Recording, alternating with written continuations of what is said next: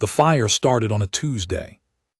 That detail stuck with Sergeant First Class Darius Cole later, in the weeks of physical therapy and debriefing rooms where men with clean uniforms asked him questions with soft voices and hard eyes. He kept coming back to it. A Tuesday. Not during a battle, not at the climax of some grand offensive. A Tuesday morning on the tarmac of Landing Pad 7 at Forward Operating Base Ven, when a refueling line ruptured and a spark from somewhere in the superstructure of the Veth diplomatic transport turned 17,000 liters of high-octane liquid into a column of white-orange fire that reached 60 meters into the pale sky. He had been standing with his hands behind his back, watching the refueling crew work the way soldiers watch things that don't concern them, half present, eyes moving out of habit, the trained alertness that never completely switches off even when nothing is wrong. The day was clear.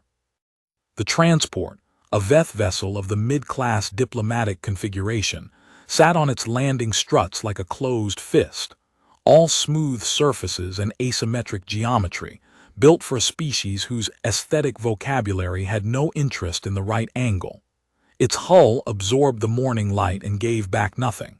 They were beautiful ships in their strange way. Darius had said so once to one of the base linguists, and she had said she'd pass that along, and he had forgotten about it until a week later when Velas's aide had brought him a small printed document with a single Veth glyph on it, and told him, through the translator, that the High Matriarch had received his observation and considered it. He had no idea what that meant, but the aide had bowed when handing it over, so he kept the document. The Veth had been on Earth for 11 months by then.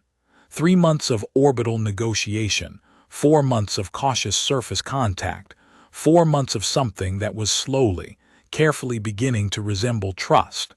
The coalition linguists called their language a frequency cascade. Their biology was ammonia-tolerant, their atmosphere of origin thin and cold and nothing like Earth's, but they breathed what humans breathed well enough, tolerated the same temperatures, and their diplomatic caste communicated in patterns of bioluminescent pulse, layered over a subsonic hum that human translators had begun to map with something approaching confidence. Not fluency. Confidence. There was a difference, and the linguists were careful about it, because in first contact situations, the distance between confidence and fluency was where misunderstandings lived, and misunderstandings in first contact situations had a way of becoming something much more permanent than a misunderstanding. High Matriarch Velasa had come to Fob Ven specifically because it was not a capital. The Veth did not trust capitals. They said, through the translators, that capitals were where species went to perform trust rather than practice it. She had requested a working base, a real one. She had wanted to see how humans organized under pressure, how their chains of command moved, how their young soldiers carried themselves when they thought no one important was watching. Darius had been told, in the briefing before the assignment, that this last point was particularly significant.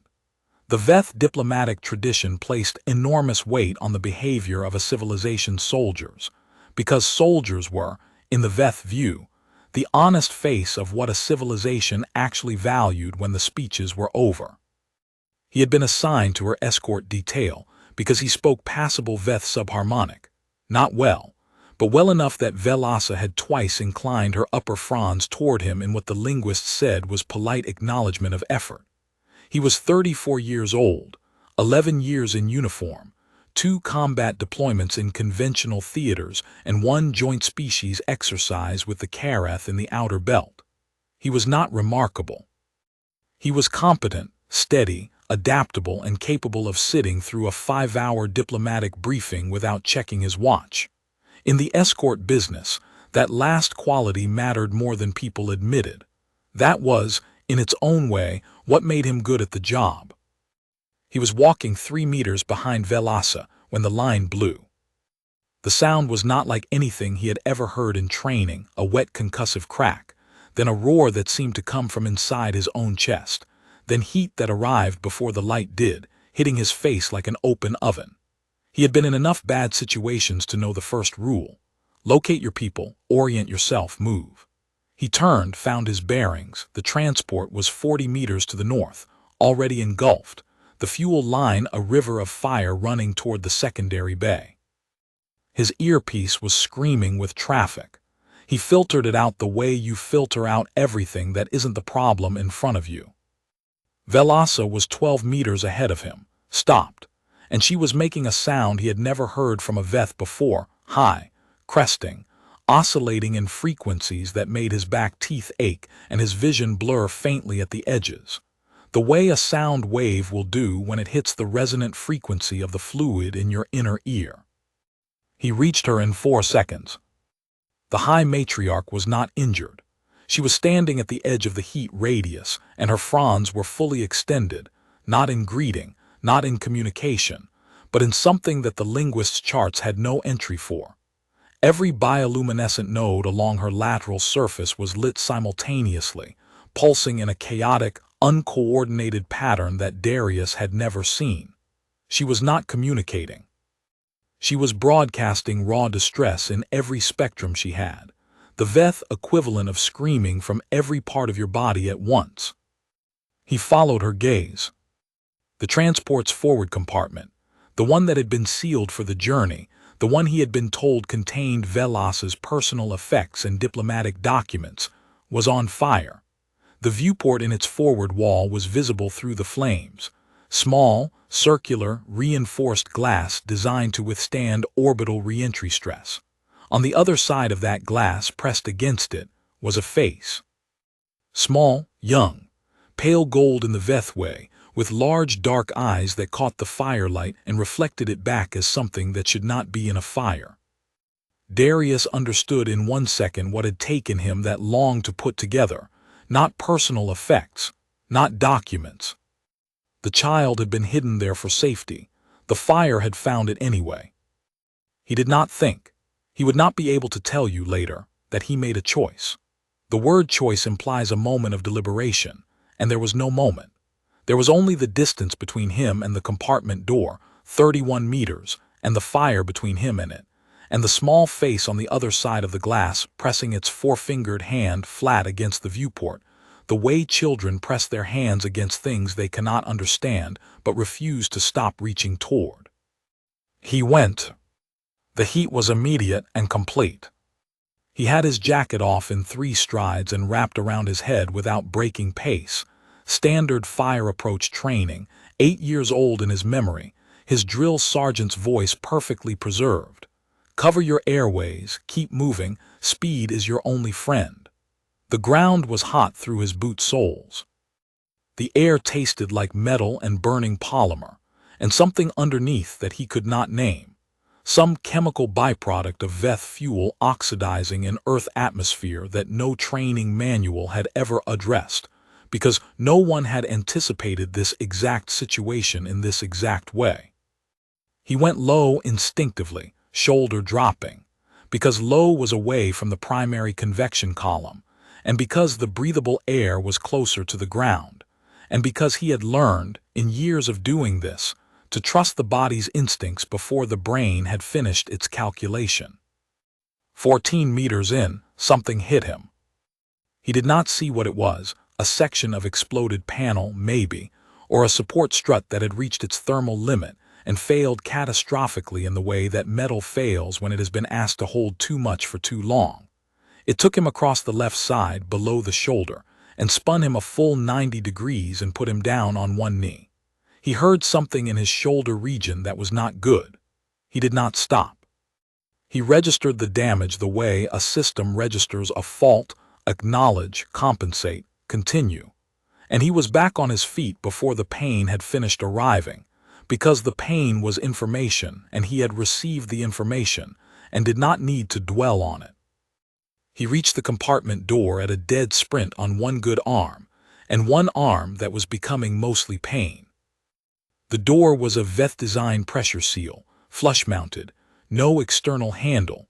It opened from inside via a bioluminescent palm contact, or from outside via a code panel that was currently burning.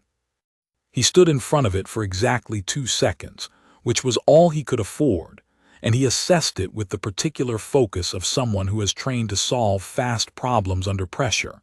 And then he drove his right elbow into the panel housing with everything he had. The panel housing shattered.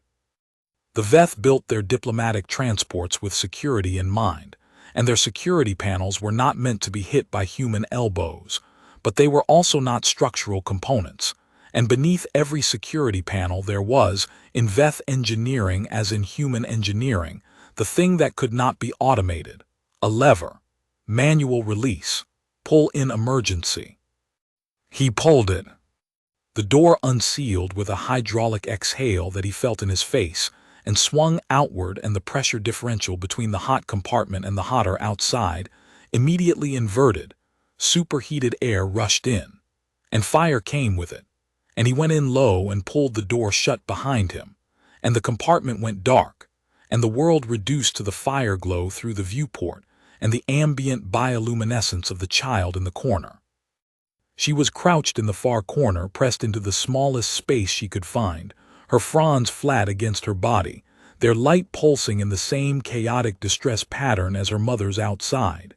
She was alive. She was conscious. The dark eyes found him immediately: species recognition, threat assessment, the hard-wired evaluation that young things run in the presence of the unknown. And he watched her assess him and come to no conclusion, because he was not a category she had yet, and that was its own kind of problem.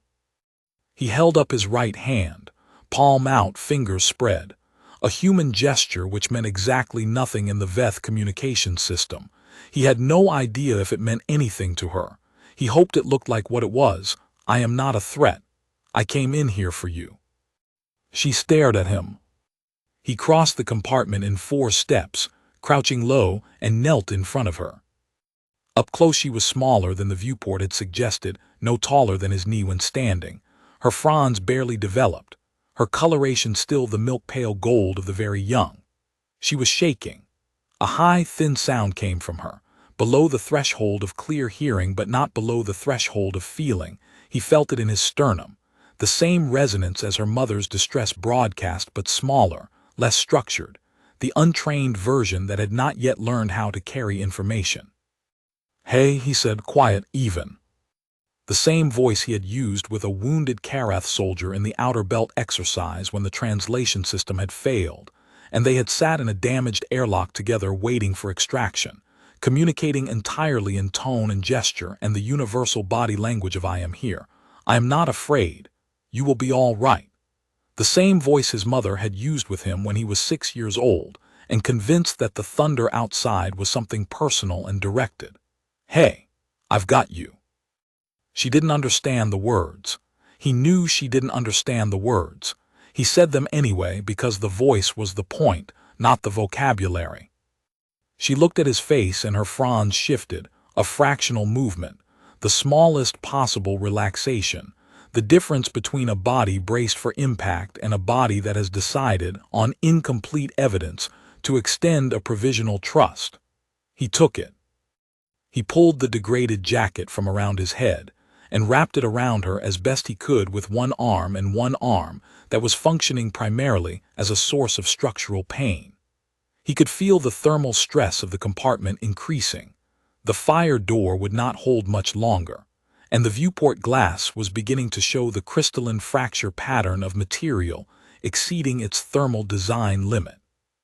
He lifted her against his right side, her weight tucked into the crook of his arm, her face against his shoulder, and he stood up. "Okay," he said to her, to himself, to the version of God he still consulted in the bad moments, the one that did not speak back but was somehow still present as a reference point. Time to go. The 31 meters back were different from the 31 meters in. On the way in, the fire had been in front of him, defined, mappable, a thing he could orient to and move through with deliberate geometry. On the way back, the fire was the environment itself. The transport had continued its structural collapse while he was inside, and what had been a navigable corridor of heat was now a surrounding condition, ambient and total, the fire behaving according to its own logic and not his. He kept his head down, and he kept moving, and he did not let himself think about the child's weight against his arm or the progressive failure of his left side, or the sounds the structure above him was making, as it moved through the thermal cycle of things exceeding their design tolerances. He thought about his drill sergeant. Speed is your only friend. He thought about his mother. She had a particular expression, not unkind, not impatient, just completely certain that he could do the thing in front of him. He had thought about that expression in a great many difficult moments, in training and in the field, and in the medical bay after the outer belt incident when they were telling him he might not regain full use of his right hand, which he had regained, because he had looked at the expression in his memory and decided that uncertainty was not a reason to stop. He thought about it now, in the fire, with the child against his chest and the 31 meters and the structure failing above him. 17 meters. Something let go above him with a sound like a gun shot, and a mass of burning material came down, and he went to his knees and covered the child with his body, his right arm curling around her and taking the impact on his back and shoulders. The pain was immediate and extensive. Something in the lower thoracic region registered as serious, not the quick sharp pain of muscle or tendon, but the deeper, more informative pain of structure, of the body reporting damage to a load-bearing component. He lay for one long second on the burning tarmac with the child against his chest and the debris across his back and the fire on all sides. He got up. The getting up was not fast and it was not graceful. It was the thing that happens when the alternative is not getting up, which is always the better motivator. He got up with the child pressed against his chest, and his back screaming its report, and his left arm non-functional, and his right arm doing the work of both. And he covered the remaining distance at a stagger that was faster than it looked because everything was relative. He came out of the fire into open air and clean atmosphere and the arms of 3 base personnel who had been trying to approach with suppression equipment, and they caught him, and the child was still against his chest and alive, and making a sound he had not heard before, a new frequency, different from the distress broadcast, steadier, pulsing in a slow rhythm that matched, somehow, the rhythm of his own breathing. He sat down on the tarmac because his legs had completed their contractual obligation and were not inclined to negotiate an extension. Someone wrapped something around his shoulders. A medic was saying his name and rank and serial number in the calm inventory tones of someone running a systems check, and the fire suppression systems were engaging behind him in a roar of chemical foam, and the sky was filling with the gray-white cloud of it, and the child's face was turned against his jaw, and she was pressing into the curve of it. Gently, precisely, the 4-fingered hand coming up to touch the side of his face. He would learn later what that gesture meant. Right now he just held onto her and let the medics do their work, and it was still Tuesday, and the sky above Fob Ven was a perfectly ordinary morning sky, and he was alive, and so was she. The medical bay held him for 3 hours before Velasa came. He knew she was there before he heard or saw her. The subsonic frequency of her presence was distinctive, deeper and more complex than her daughter's, and even through the analgesic haze of the field medicine he could feel it in his sternum the way you feel a speaker's bass frequencies before you consciously hear them. He had learned in his months on the escort detail to read the harmonic layers of Veth communication, like whether high and quick meant something urgent and positive, low and sustained meant deliberation. The chaotic pulsing he'd seen on the tarmac meant something the charts had no word for. This one was weighted. It had mass to it. It was the harmonic equivalent of an expression too large for any individual feature to carry. He turned his head. She was in the doorway, filling it the way Veth of her status-filled spaces, not aggressively, but completely, the way a significant presence occupies a room even when it is being careful not to impose. Her daughter was in her fronds, all 4 of them, wrapped around the child with the full extension of a Veth parent's embrace, The fronds of both of them intertwined in a pattern the linguist said indicated full biological bonding restored.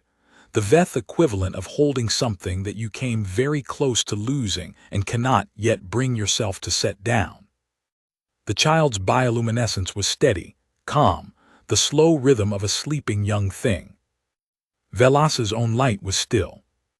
In the Veth, the linguist had told him early in the assignment, the complete stilling of bioluminescence indicated an emotional state that exceeded the communication system. A state that the communication system had not been built to carry, that could only be expressed by the absence of it. The way silence is sometimes the only container large enough for what needs to be contained. The translator device on the bedside table chirped softly as she entered, and her harmonics resolved into a structured pattern. She showed me, the translator rendered, with its usual slight lag and the particular flatness of machine-translated subharmonic speech. What she remembers. She is young and her memory is not yet structured, but she showed me the shape of it. Darius tried to sit up and regretted the attempt immediately. "High matriarch," he said, "I'm glad she's all right." "The Veth do not have a word," the translator said, after a pause longer than the machine's processing delay, a pause that was Velas's own. "For what you did. We have words for sacrifice within a lineage. We have words for protection extended to a community member at cost to the self. We have no word for what a being does when it enters fire for a child that is not its own, from a species that is not its own, in a situation where no obligation exists and no calculation of advantage applies." "I don't need a word for it," Darius said. The harmonics shifted and the translator was quiet for a moment, processing the layered frequencies, and then it rendered, "No, I believe you don't." Velas crossed the room and stood beside the bed with the precision of someone who had moved in formal diplomatic spaces for decades, and had learned that the distance between yourself and another being is its own kind of communication. She extended one frond, carefully, slowly, with the deliberation she used in formal exchanges, and touched it to his right hand, the uninjured one, the one that had carried her daughter out of the fire. The touch was cool and precise, and her bioluminescent nodes along that frond lit in a pattern he had never seen in any briefing document. The translator did not render it. "I'm sorry," he said. The translator, Velasa said, does not have that word either. It is not a word that was made for translators. The collarbone was a clean fracture. The back was 2 fractured thoracic vertebrae and a collection of burns across the upper back, and shoulders that the medical staff cleaned and treated with the careful attention of professionals who knew how close it had been and were being honest about it with their hands if not their voices. He was a patient. He did what patients do. He let people do their jobs and waited. He was not good at waiting. He had never been good at waiting.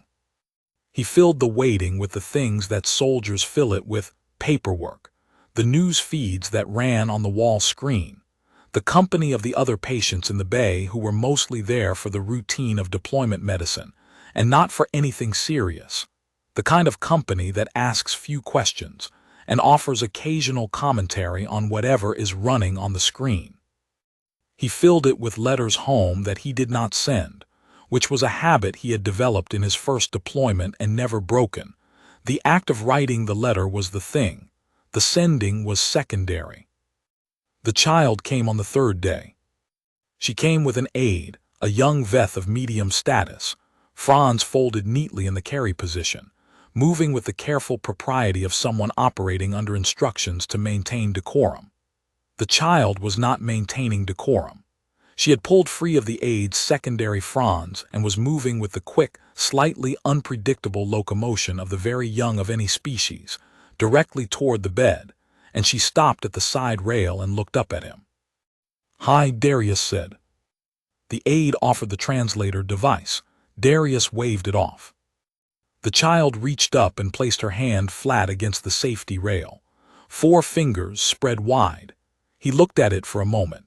He placed his right hand against it from the inside, his forefingers aligned with hers, the rail between them but aligned. She made the subsonic sound again, a different frequency this time. He thought, and he was aware this was speculation, that he was not a linguist. It sounded like a question. "Yeah," he said, "I was there." Her fronds lifted slightly. Curiosity, or something like it. She tilted her head the way children tilt their heads at things they are still categorizing. "You pressed your hand against the window," he said. "I saw you, that's why I came in." She could not understand him. He knew she could not understand him. He said it anyway because it seemed important that someone say it, even if the ears receiving it could not yet parse the language. "You pressed your hand against the glass. I saw you. I came." The aide, watching from 3 meters away with the expression of a professional who had not expected this particular complication to the visit, made a note on their recording device. Darius caught the movement and held up one hand, a small gesture, palm up, fingers relaxed, and the aide stopped, and the room remained quiet, and the child continued to stand at the rail of his bed looking at him with the large dark eyes that had found him through a burning viewport on a Tuesday morning. She reached through the rail and touched his hand. Just the fingertips, barely contact, and then she withdrew.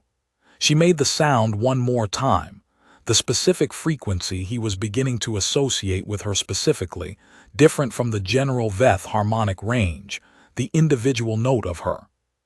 Then she walked back to the aide with the smooth certainty of a young thing that has completed what it came to do.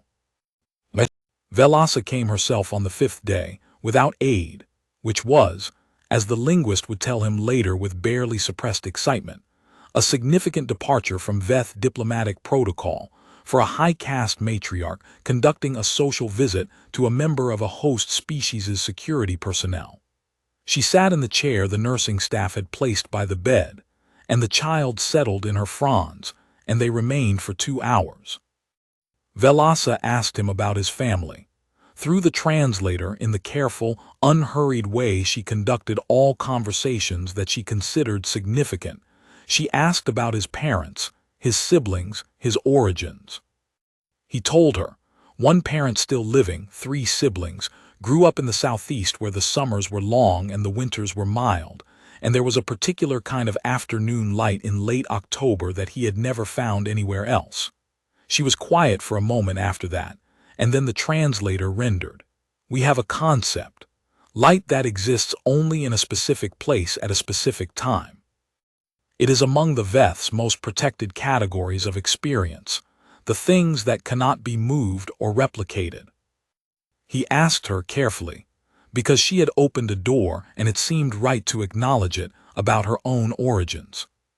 She described a world whose atmosphere he would not survive unassisted, whose gravitational constant was lower than Earth's, whose primary star was cooler and redder, where the seasons were long and the light was a different color that the translator could not adequately name. She described, through the translator's approximations, the particular sound of a Veth settlement in early morning, before the community's harmonics had fully unified for the day, each individual's frequency distinct, overlapping, building toward the collective frequency that Veth communities maintained during waking hours. "It is like," the translator offered, and then paused and then rendered Velasa's own correction. "No, human music is a useful comparison but not accurate. It is less organized than music. It is more intentional than noise. It is." And the translator produced a string of approximations, each one discarded by Velasa's response, before she finally made a harmonic sound that the translator rendered simply as home. He thought that was probably the most accurate word. She asked him eventually what he had been thinking when he ran into the fire. He had been expecting the question. Everyone asked the question, the investigators and the medical staff and the base commander and his own sergeant major. Everyone wanted to know the calculation, the heroic reasoning, the decision architecture behind the act.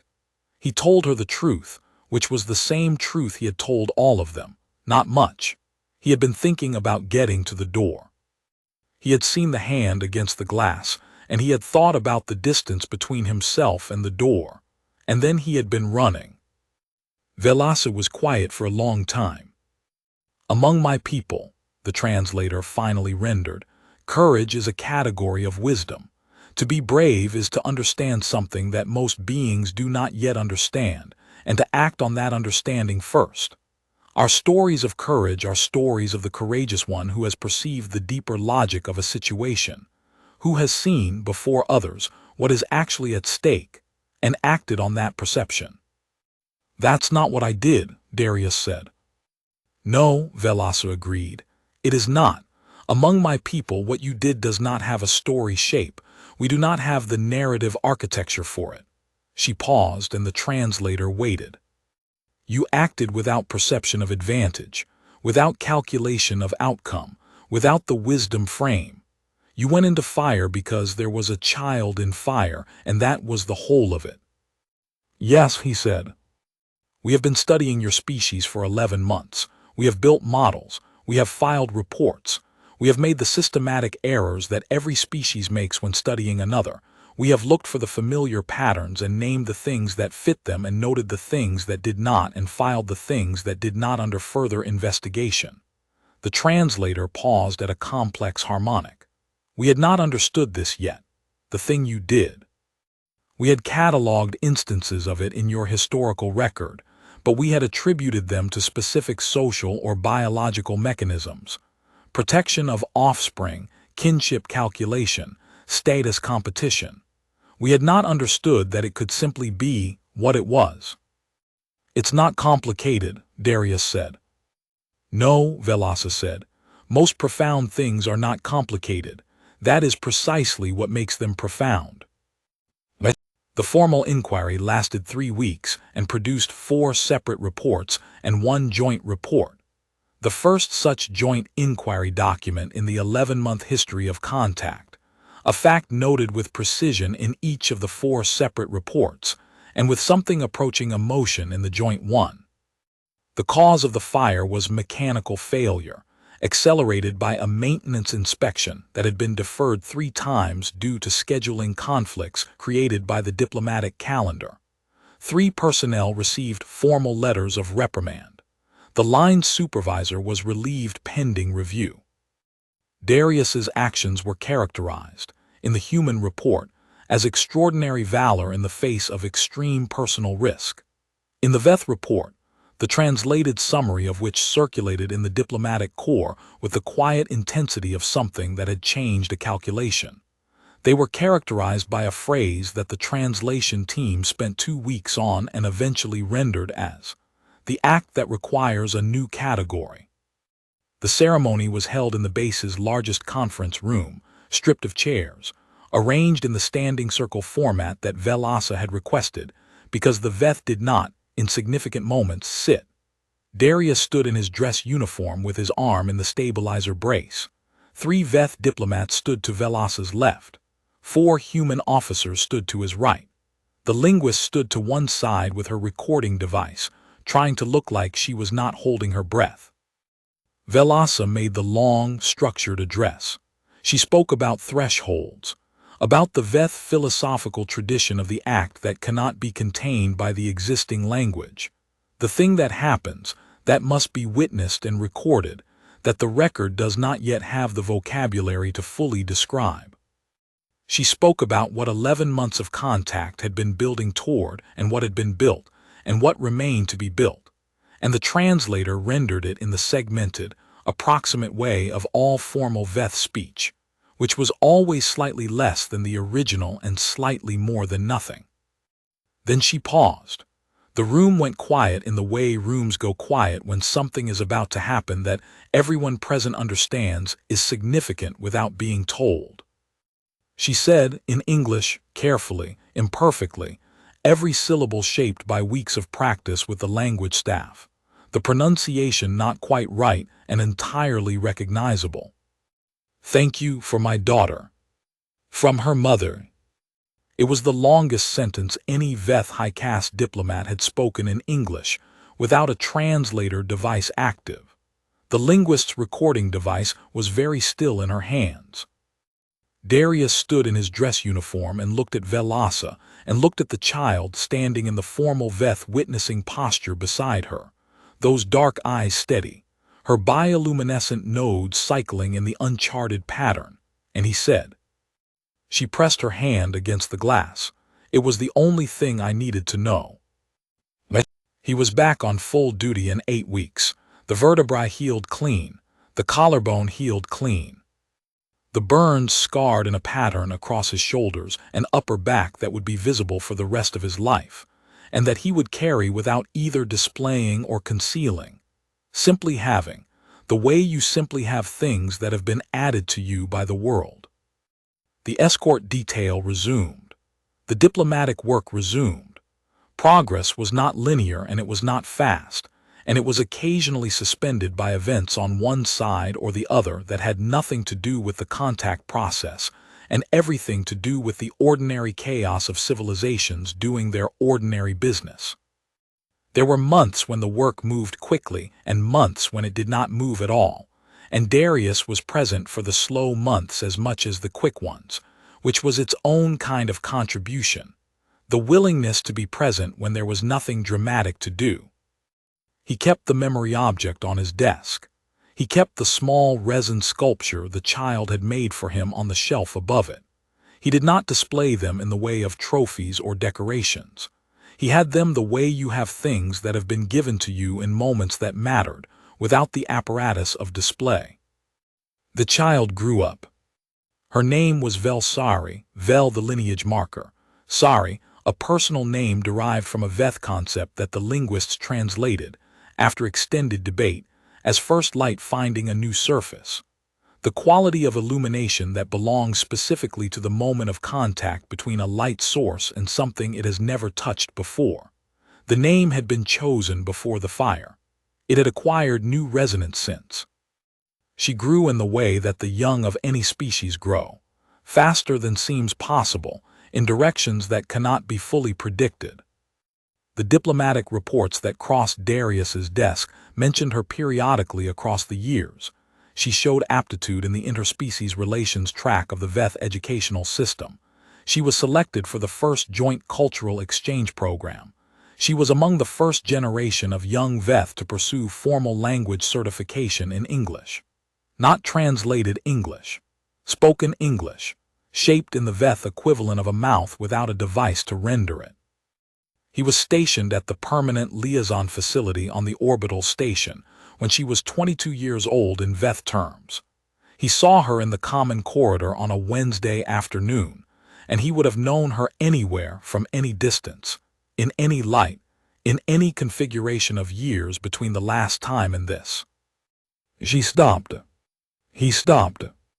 She was taller and her fronds were longer, and her coloration had deepened from the milk-pale gold of the very young to the richer, more complex gold of a developing adult, and her bioluminescent patterning was more elaborate now, controlled, layered, not the wild, chaotic pulse of the child in the compartment, but something nuanced and intentional.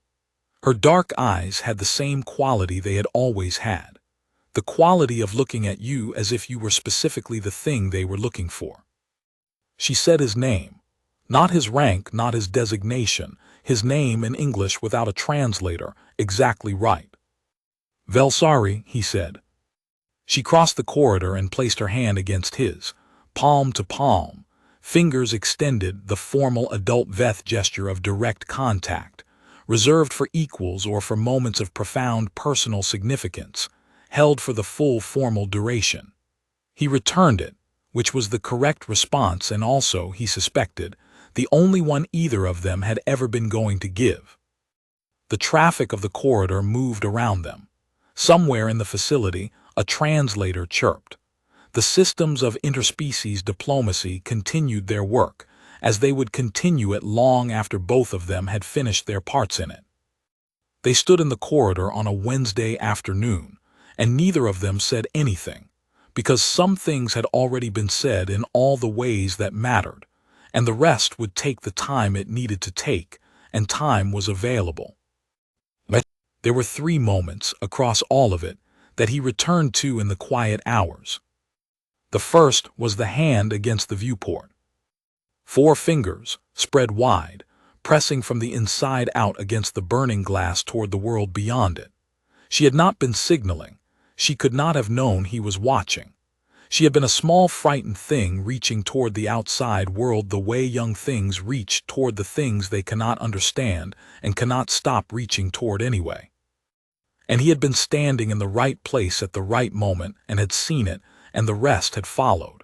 He thought sometimes about what would have happened if he had been standing 2 meters to the left, where the angle would have made the viewport invisible through the smoke. He did not spend long on that thought. He had been standing where he was standing. The second was his mother's expression. The particular certainty of it, not the certainty of arrogance or ignorance, but the certainty of a person who has looked at you clearly and arrived at a conclusion. She had never let him quit anything, not because quitting was wrong in some abstract sense, but because she had assessed him and decided he was capable of more than he thought he was, and she had held that assessment with complete confidence for as long as he had known her. He had carried it into the fire and out again. He had carried it through the medical bay and the inquiry and the years that followed. It had not faded. That was, he had come to understand, the gift of people who believe in you without requiring you to earn the belief first. They make a room in you that persists. The third was simpler, and he returned to it more than the others. The moment when Velsari, as a child, had stood at the rail of his bed and pressed her hand against the rail, and he had pressed his hand against it from the other side, and neither of them had any words for what they were doing, and they had done it anyway. That was the one he could not fully put language to, even after years, even after learning the Veth gesture grammar and the translation theory, and the accumulated scholarship of 11 years of contact and growing fluency. Not because it had been beyond language, but because language always arrived after the fact, and the fact had been whole in itself before the language reached it. 2 beings from 2 different evolutionary histories, 2 different biologies, 2 different vocabularies for the world, and between them, the thing that had not needed any vocabulary. The reach toward something outside. The answer to the reach. You pressed your hand against the glass. I saw you. I came. That was all. That was everything. He retired at 55 years old, 27 years in uniform, with a ceremony and a handshake, and the quiet transfer of a career's accumulated weight from active to complete. In the weeks before the ceremony, the base's communications officer had asked him if he wanted a record made, a formal deposition for the institutional archive, an account in his own words of the events that had started the second major phase of the contact period. He had thought about it for a while. He had said no. The record was already made, in the joint inquiry documents and the diplomatic archives and the linguistic papers, and the memory object on his desk that the linguist had told him was itself a kind of record, a Veth record, a record that said something happened here that we do not yet have the words for, and that is the record. He packed the memory object carefully, carried it in his hands. He packed the resin sculpture, 2 sets of hands pressed together, 5 fingers, 4 fingers carried it in his hands. These were not things for boxes. Through the window of his apartment in the early morning, in the particular light of a late October day in the southeast where he had been born and had come back to, the sky was the specific color of something ending and something beginning, which was a color that did not have a name but was immediately recognizable by anyone who had seen it. And he had seen it, and the morning was quiet, and there was a long time ahead of him, and he had lived, and she was alive, and that was the whole of it. That was the point. It had always been the point. 3 months before the fire, Darius had stood in the base's auxiliary briefing room at 600 with 4 other members of the escort detail and a linguist named Dr. Anik Faris, who had been with the contact program since its 4th month and had forgotten, somewhere in those years, how to talk to people who were not specialists in Veth frequency language. She gave briefings the way she wrote papers, dense, cross-referenced, bracketed with qualifications that were necessary and exhausting. He had liked her immediately. She had spent 40 minutes that morning on what she called the problem of the threshold concept, the Veth philosophical framework around acts and events that exceeded the existing language. Every advanced civilization, she explained, eventually developed such a framework, because every advanced civilization eventually encountered things that their language had not been built to contain, usually transcendent experiences, catastrophic ones, or events that sat at the boundary of the previously unknown. The Veth framework was more systematic than most. They had a name for the category, a ceremonial practice for marking events that fell into it, and a tradition of creating physical objects to record such events in lieu of words. What kind of objects? One of the other detail members had asked.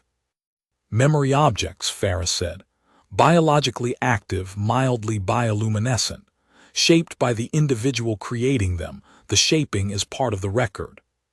The physical form reflects the creator's understanding of the event being recorded. They're given to witnesses, people who were present for the thing that cannot be fully described.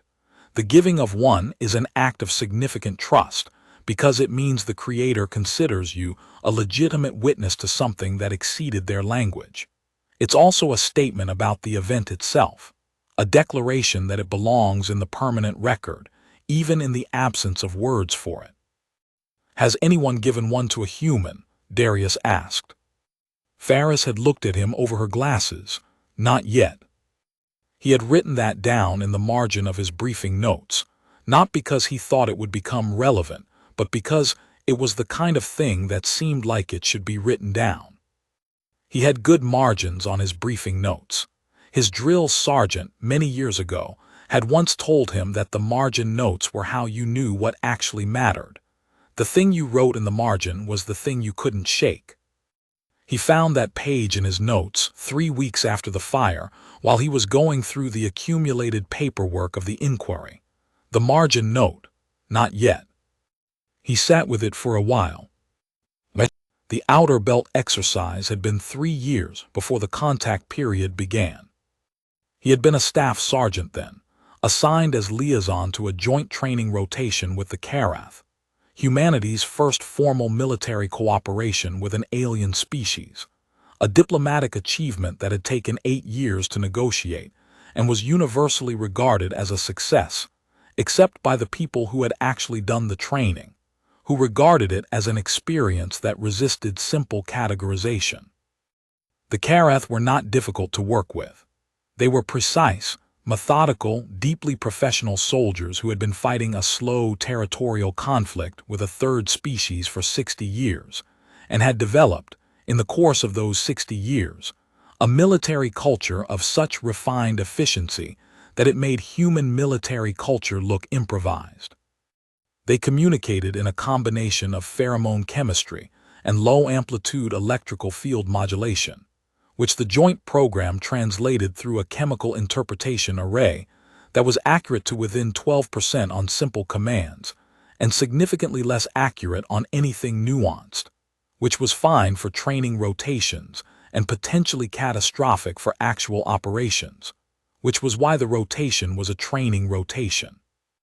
Darius had been paired with a Karath soldier, designated in the translation system as 47 Blue. Not a name, exactly.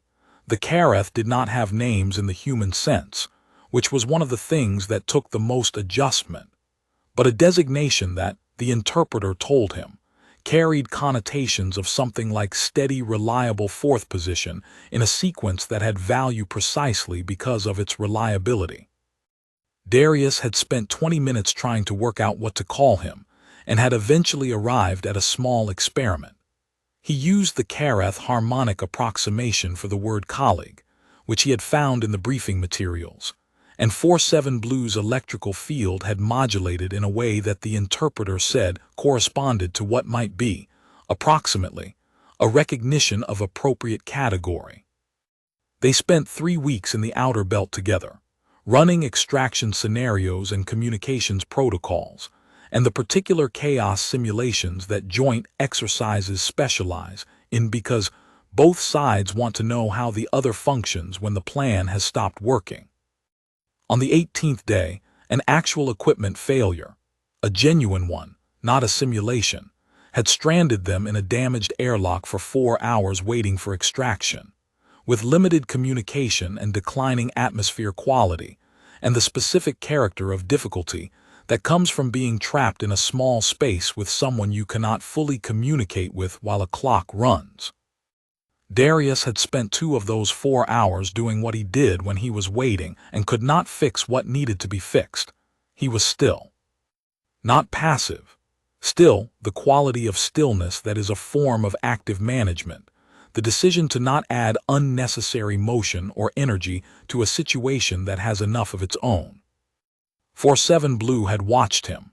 He had felt the observation in the shift of the electrical field, not threatening, not communicating, just present in the way that a careful being is present when it is learning something. When the extraction team had reached them and the airlock repressurized, and they both came out into the recovery space of the support vessel, 47 Blue had done something that the interpreter said had no direct translation. A specific movement, precise, deliberate, that placed the Karath's lateral sensory organ in direct contact with Darius's right shoulder for approximately 3 seconds. It's a designation of witnessed competence, the interpreter had said. In a soldier it means something like, I have seen how you are in a bad situation and I will carry that knowledge. Darius had nodded at 47 Blue. 47 Blue's field had modulated in the small pattern that the interpreters glossed as acknowledgement. He had thought about that moment in the years since, more than any other single moment in the outer belt rotation. Not the extraction, not the technical work, not the scenario simulations. Just the 4 hours in the airlock and the stillness, and the thing that had passed between 2 soldiers of 2 species in a language that neither of them had been trained in and both of them had understood. He had not known at the time that it was preparation for anything. He had simply been in a room with someone and been himself, and something had been communicated. Most of what mattered, he had gradually come to understand, worked that way. The linguist, Dr. Ferris, came to see him on the 7th day of his recovery. She came under the guise of a routine liaison consultation. There were questions about the inquiry, she said, about the specifics of his Veth language interactions with Velasa in the days following the incident. But she had been in his doorway for 3 seconds before he could see that the inquiry was secondary. She sat in the chair and put her recording device on the bedside table and did not turn it on. The aide filed a report on the 3rd day, she said, after the child's visit. I know, Darius said. I saw the aide note it. What you did with your hand, against the rail. Ferris looked at her folded hands for a moment. I want to ask you something that's not part of my official capacity here. Go ahead. Did you know what you were doing?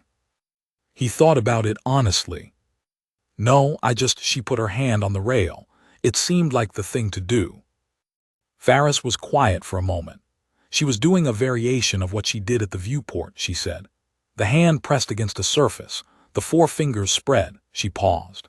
We think it's a Veth infant behavior, pre-linguistic, before they develop the bioluminescent communication system, before the harmonics are structured enough to carry information, there's this reach, this pressing outward, toward the outside of whatever they're in.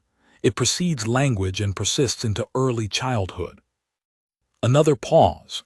When you pressed your hand back on the other side of the rail, aligned with hers, the aide's notes say her bioluminescent patterning shifted into a frequency we haven't seen in our contact records.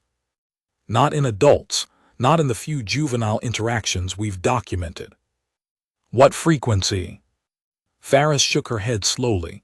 We don't have a name for it, we don't have a category for it, we have a recording. She looked up at him. I've been listening to it for 4 days. And it sounds, she said carefully, like something that doesn't need a translator. He looked at the memory object on his bedside table.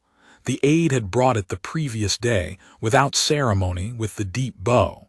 The slow pulse of it, the warmth of it when he held it. She's going to be remarkable, he said. Ferris considered that. I think she might already be. On the day the diplomatic cycle concluded, and Velas's team prepared to return to the orbital station, the base was in the particular quiet of a departure, that specific atmospheric pressure that gathers when something significant is ending, when the systems and personnel that have organized themselves around a presence begin the adjustment of what comes next. Darius stood at the edge of the landing pad. Landing pad 7 had been taken out of service for inspection, and they were using 6, which had the same geometry but would never have quite the same association, and watched the loading of the Veth transport with the attention of someone committing a scene to the kind of memory you keep on purpose. Velasa found him there. She approached without aid, without the full diplomatic compliment that her status entitled her to and that she had used consistently across the 11 months of the contact period. She stood beside him, and they watched the transport together for a moment in a silence that was, by now, comfortable, the silence of two beings who had spent enough time in proximity to have built a shared ease around the absence of words. "You will continue," she said, through the translator she carried on her person. Not a question. "Yes," he said. "Good." She watched the transport. Among the Veth, when a relationship of this kind is established, between individuals of different lineages, different communities, it is understood to have a claim on both parties that does not conclude at the end of a formal period. There is no word for this that translates cleanly. The closest approximation your linguists have offered is ongoing witness. The obligation to continue to witness. "I understand," he said. "I believe you do." She turned to look at him, the full weight of the Veth gaze, the thing that took new members of the diplomatic community weeks to become comfortable with, the sense of being observed by something whose perceptual system ran in more channels than your own. When Velsari is of age, she will choose her own direction. But she will have been shaped by this, by what happened here and by what comes after. What do you think she'll do? The translator paused at the harmonic complexity of Velas's response, and then rendered, "Something we do not yet have the category for. That is what the remarkable ones do." The transport was ready. The aid was visible at the boarding ramp, the formal signal of departure preparation. Velasa made one final motion, precise, deliberate, the specific frond extension that Darius had learned in the first weeks of the assignment was a form of Veth farewell reserved for those whose absence would be noted. Not polite leave-taking, the acknowledgement of a specific gap. He placed his right hand against the extended frond for the fraction of a second that the gesture permitted. She boarded the transport. The ramp closed. The transport lifted with the smooth, slightly uncanny quiet of Veth propulsion systems, and the morning sky received it, and he stood on landing pad 6 and watched it go. He was already thinking about the paperwork the inquiry had generated that he had not yet filed. He filed it that afternoon. He did a good job of it, he always did.